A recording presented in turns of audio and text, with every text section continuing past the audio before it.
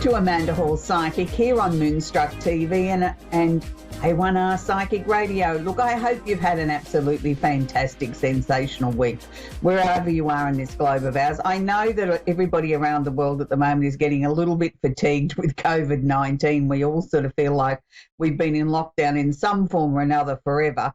But I do guarantee that one day it will finish and we will all get back to some sort of new normal in a different sort of planet to maybe what we had before the start of COVID.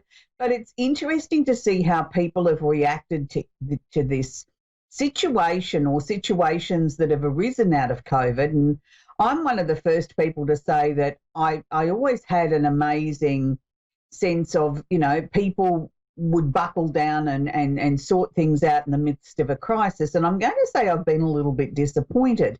I've been surprised at people that I had immense respect for, I won't mention any names, but how they behaved during this crisis and how all of a sudden things that we should all be doing and banding together all of a sudden became a major issue to them. It was like a defiance. It was like a teenager sort of wanting to rebel against the world.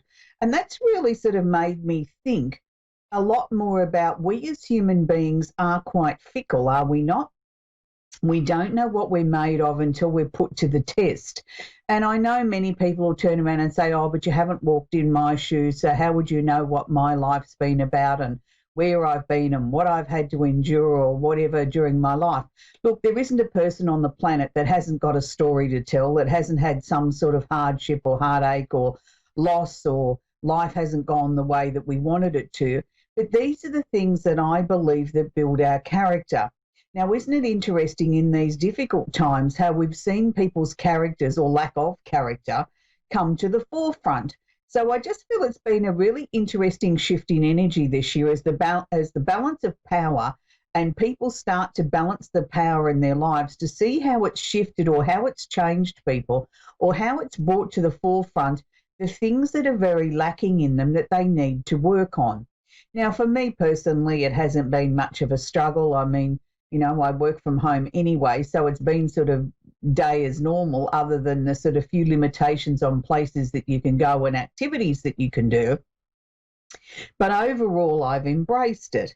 And I know a lot of people have. They've just, you know, sort of worked their schedules around, you know, looking at life being a different sort of journey that we're on for the time being. And we are all in this together right around the globe and sort of you adapt and you adjust and you just get on with it.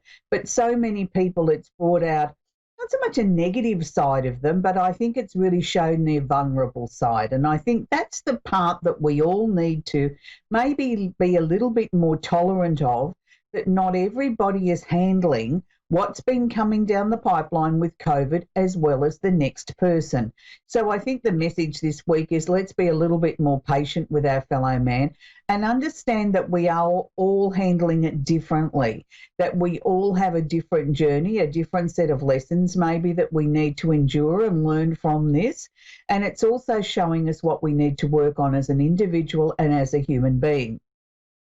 So I hope that's given you a little bit of clarity for why sort of certain people have maybe handled things a little bit differently to what you expected.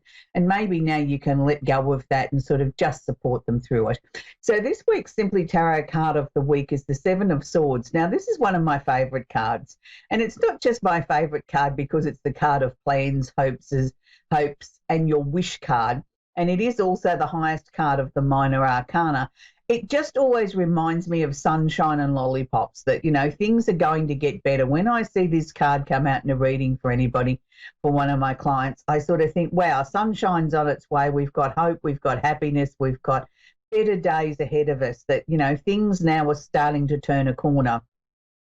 We can slowly start to get some sort of optimism in our lives and start to feel as if we're just maybe slightly in control of where our own destiny is going.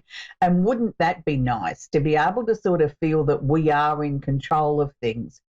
Now, I want to move on to the astrology section of the show now, because this has become really very prominent and very important. I have so many people during the week that inbox me and say, wow, that was amazing. That helped me understand why I'm feeling this way or that way. I tune in every week just to watch that part of the show because I really find it uplifting and it gives me answers. So we will continue on with our in-depth look at astrology. This week, I'm pleased to say that the energy has shifted now out of the fiery sign of Leo, which is one of my favourite times of the year. Anytime the sun's in a fire sign, I'm ecstatic. But we also need to have a bit of breathing space too. So the energy is now shifted into Virgo.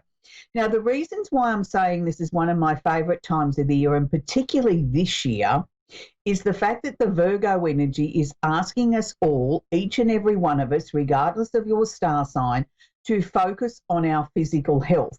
Now, that couldn't be more apt if you wanted it to be, with the fact that we're all still facing COVID-19 in some form or another.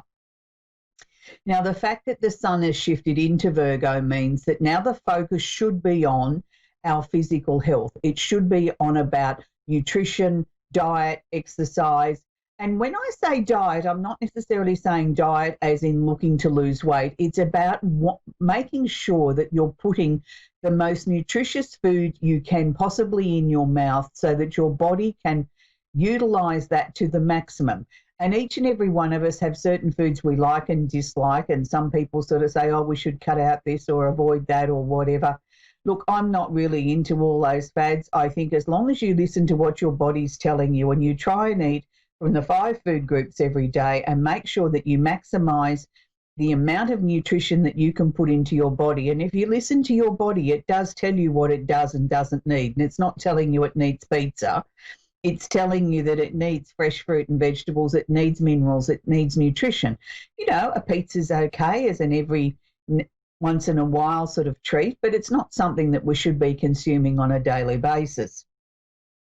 Now, with the sun in Virgo, it's also sort of teaming up with the planet of Mercury, the planet of communication. Now, it's what's known as a wide aspect. They're holding hands, but it's sort of like they're holding hands at the fingertips, at a very distance at the moment. So we're looking for now maybe some major breakthroughs with communications. We're looking for some communication that we can trust. And that's the other energy of Virgo is very analytical. The Virgo energy is I analyse everything and then I go back and I analyse it again and again and again until almost there's nothing left to analyse. So it's very interesting that particularly in the US of A that they're in the middle of getting ready for an election over there and they've got conventions going on left, right and centre and rallies and personal appearances and whatever. So I just had a little bit of a chuckle to myself thinking that isn't this an amazing sort of configuration to be going into the second week of your conventions, and Virgo is the primary energy asking you to really sort of take the blindfold off and analyse and listen to everything that's being said, no matter which side of the political fence that you sit on. Now, I'm also going to say it's making a really nice aspect to Uranus. Now, Uranus is the planet of the unusual and unexpected happenings. That's sitting in Taurus. Now, what Uranus is doing here is bringing us some of those light bulb moments. So maybe there'll be some gold nuggets in the information that's being shared with us around the world that we've got some hope. And I know this week particularly there's been a number of conversations in the media about breakthroughs with the trials for a vaccine for COVID-19, and I know that there's many trials going on around the world and we're getting some really, really good results. Now, let's not get ahead of ourselves and get, terribly excited and think yippee doodle dandy, there's going to be a vaccine here before the end of the year and we've got, the end to COVID-19. Even if it is approved and it's ready to roll out by the end of the year, it's still going to be another 12 to 18 months before the whole world has had the opportunity to get enough supplies, vaccinate it and see where we go from there. So let's not get ahead of ourselves. Yes, I think that there's some amazing news to come out and particularly more on the health front. But I think we also need to be very much like a Virgo. We need to put our Virgo hat on and analyse the information that we're being given, that we're watching on the media, that we're listening to on the radio, or wherever you get your news and information from. Make sure you look at it through very analytical eyes and ask yourself, does that make sense to me? Do I believe this, or is this something that I need to explore a little bit more? And I think if you do that, I feel then you'll find then what is your truth, what you believe in. There's no right, wrong, or indifferent. We all have different opinions. We all have different ways of assimilating information. And I think that's what makes us so exciting and interesting as a planet, is that we don't all conform to one set of rules, that we all look at things differently. And this is how we get inspiration. This is how we get light bulb moments. This is how we get resolutions to problems. If we all thought the same way, we'd never get anything sorted out. So I think it's important for you to sort of know your truth and know what you want to believe from whatever form that you get your news, but also then go and look at the opposite side of the equation. You know, if your beliefs are one way, then maybe go and look at the opposition's beliefs in a political way and see what they've got to say and see whether or not you agree or disagree with that. And sometimes we can take bits and pieces out of both sides of the equation and then find our own truth and our own balance. Yes, we still have the three major culprits, Jupiter, Saturn, and Pluto sitting in Capricorn, which is still governing the global financial crisis that's coming out of COVID-19. And it's also about that we need to change the world. But one of the other sad things I think that's happened this week is another shooting yet again in the USA of a young man in front of his three young children. It sickens me to know that this is still going on. I know it's not just exclusive to the USA. It happens all around the world. But when is this carnage going to stop? When are we going to stop shooting people because they didn't take notice of a set of instructions that they're going back to the car to make sure that their three young children are okay? It's never okay to shoot somebody when they're non-confrontational, in my personal opinion anyway. And I'm sure a lot of other people share that with me around the world. So our prayers and our thoughts go out to his family, and let's hope he has a speedy recovery. It's not looking too promising at the moment. You know, he's going to have lifelong injuries, which should never have happened. But anyway, that's my little soapbox moment for today. The candle this week that I've chosen is the candle that represents Virgo. Now, this is the earth energy, and I feel that we need to get some sort of grounding. We need to get some clarity in our lives. We need to also sort of get our Virgo hats out of the closet, as I mentioned, and really start to look at the information that's being shared with us. We need to analyse it, pull it apart, see whether it works, whether it doesn't work.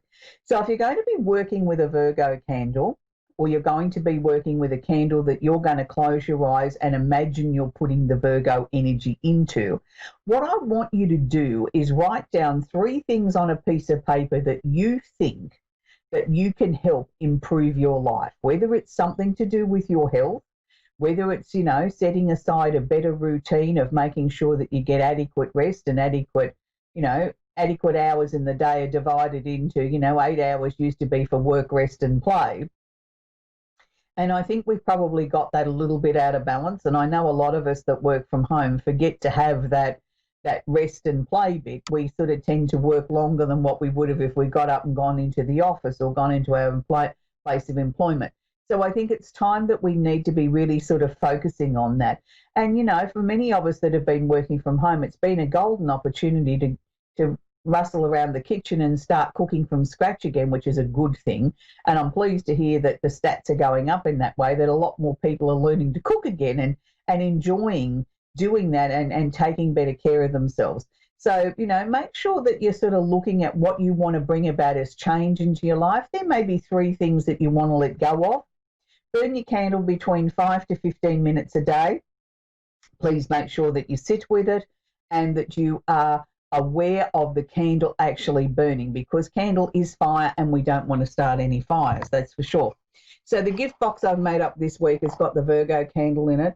We also have My Angel in the Skies. We're burning here on set and we will continue to do so with COVID. And My Angel in the Sky is a candle I designed purely for people to be able to celebrate the loss of their loved ones. It's something that you could have at any special occasion, or just, want to burn it because you want to remember those that were close to you and still important to you, that, they may have left the earth, but they haven't left our hearts. And the final candle is the healing candle. I know I keep the healing candle in there week after week, but the planet does need to heal, and not just from COVID. We need to heal from so many things at the moment. and we need to have a different perspective on the way that we treat our fellow human beings. And I think that's important. I think that's a message that we can all sort of start to sort of absorb and work with a little bit more. We're going to work with Porsche now in Villa Rica in Georgia. Are you there, Portia? Hello. Hello, sweetie. Do you have a question I can work with? Yes. Will my lover commit to me, and when will he commit to me, if he will? Okay, that's a very, very interesting question, and I know it's something that's very close to your heart, and it's always difficult, isn't it, when we've got someone special and significant in our lives and the relationship doesn't move quite as fast or at the pace that we would like to see it. So to answer your question, I do feel at the moment the answer is not just now. And it's not because he doesn't feel the same way as you do. He does, but he's a little bit gun shy, shall we say. He's a little bit frightened to sort of take that sort of next step because he's not sure that he's ready for it. Is this the right time in my life? I've got other things that I want to achieve. I've got other things that I want to do. Maybe I'm not ready for this. Oh, yes, I really like her. Yes, I know I love her, but am I ready to take that huge step forward? Look, I think for the moment, let's just enjoy the moment. Let's not put any pressure on whether this should be this or that or the other. Let's just enjoy it for what it is. I doubt very much you're going to get the answer that you're looking for out of this relationship before the end of this year.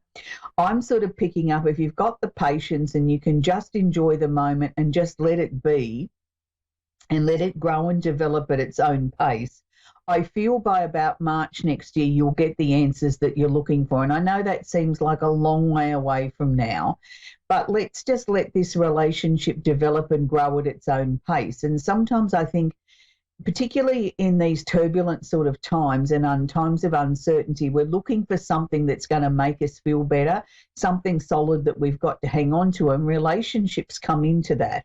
And I think this is a time where I think you just need to just let it be, sweetie, and just enjoy it and let it grow and develop as it should in its own sort of way. You're normally a fairly patient person, so it sort of surprises me that you're so impatient with this. And it could just be because you feel on a soul level that this is just so right that you want to sort of, take it to the next level and explore what that brings about. But sometimes when we go too fast, sweetie, we miss some of the important steps, or we miss the connection that we should be developing at this stage of the relationship, and it doesn't then develop further as we move further down into the relationship. It doesn't develop properly because we've missed a couple of vital steps. But look, I know in his heart of hearts that he cares for you, and I'd even put love in the same sentence, but he's just not ready for a commitment yet. He's not ready to take it to that next level. But just be patient, sweetheart. So have you been looking for another job? Because they keep showing me a new shiny job here for you. Not really, but I guess I need one. Do you? Yeah. Well, they're showing me a new job, so, and that seemed to be something that would give you something to sort of put your teeth into, something to put your energy into that, and just let the relationship develop at its own pace. Well, I'm just really, I guess I'm trying to figure it out because it's someone else in the picture. He's dating somebody else, and he told me that he has feelings for her. And I feel like he's pushing more to her than to me. No, but I think you'll sort that. I think you'll sort that out. I think that's his way of getting you to back off a little bit, so he's got a bit of breathing space. I still feel you're going to end up with him. And as I said, if you can be patient and just sort of let things develop naturally, by next March you'll have your answers. Anyway, that's where we're going to leave Porsche. We're going to move on with Doreen in Long Island in New York. Are you there, Doreen? Hi, Amanda. How are you? Very well, sweetie. How are you? I'm doing very well, thank you. That's good. Do you have a question I can work with today, Doreen? Yes, I do. I have to explain a situation to you. I met this woman a very, very long time ago. We were together for 17 years. Then it didn't work out, and she left. I haven't seen her in 12 years. Right. The 14th, she passed away. But prior to that, for 2 weeks, I've been dreaming about her every night, 2 or 3 times. Then the day that she passed away, which I did not know, there's a CD that we always listen to. And for some reason, I played that whole CD that day. And the next day, her sister called me and told me that she had passed away on the day that I played the tape. And I found that very strange, and I don't know what that meant. Okay, Doreen, number one, it's not strange. It's not strange to me. I'm sorry for your loss, and I know it's very difficult. Even after being apart for 12 years, the two of you were still connected by soul.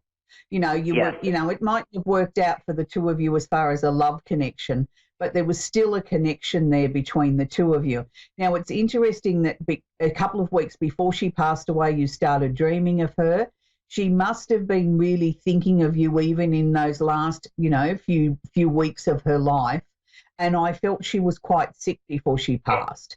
And it was almost like she was going back there in her mind. You know, they say that, sometimes people go back and regurgitate all of the years of their lives prior to their passing. It's as if they go back and have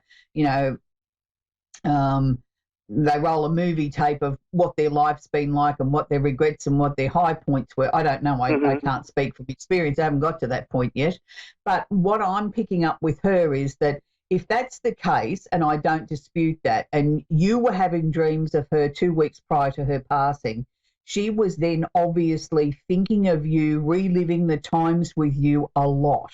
And what you were doing was you were tuning into that energy of her thinking about you, going through things, possibly even being a little bit regretful that maybe that you didn't sort it out, and that, she was feeling responsible. And that's the energy I'm picking up from her.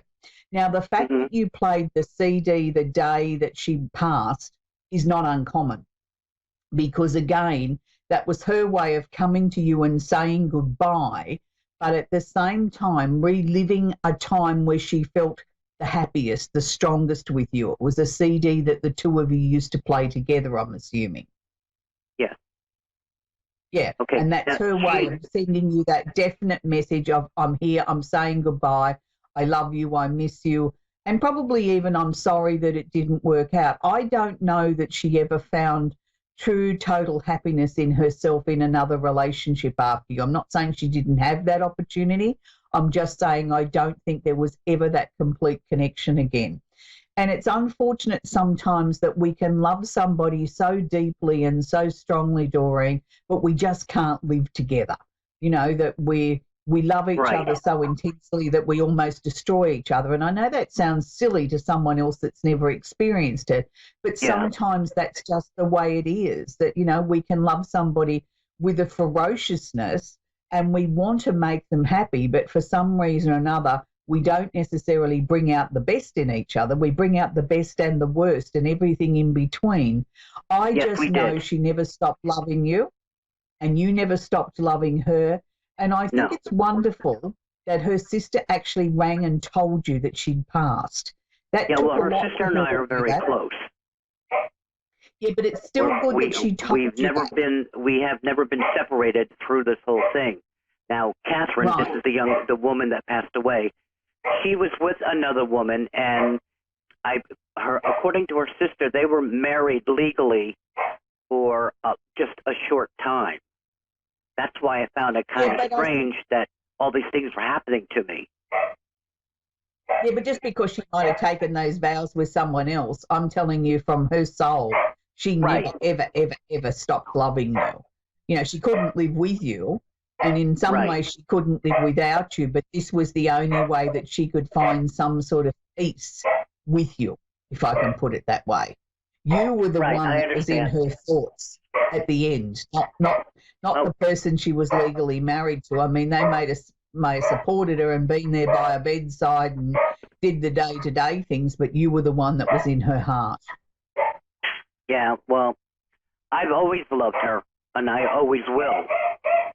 But and don't be surprised now once she sort of gravitates a little bit more on the other side. If she doesn't come to you again in dream form or in the, the form of a song coming on the radio or something popping into your head, don't be frightened by that. Just acknowledge it and, say hello and be thankful that she's coming for a visit. I know she's going to guide you now. I know she's going to should I go pay my respects to her? That's entirely your choice. I mean, we all have a different way of handling grief and handling situations. I don't see any reason not to. I think if that's something that you want to do, I think you need to do that for your own peace of mind. Okay. And I know she's with Doreen. And now, everything's going to be good. Should I send a card to her wife? I guess that's what you call them. Well, I suppose that's the nice manners type of thing to do. And if that's what you feel is the right thing to do, then do it. I don't think that's overstepping any boundaries. I do think it's the right thing to do. Yeah, well, then do it. I would do that. But, I'm big on manners. Anyway, Doreen, unfortunately, that's where we've got to leave it, sweetie. We've only got seconds left of the show.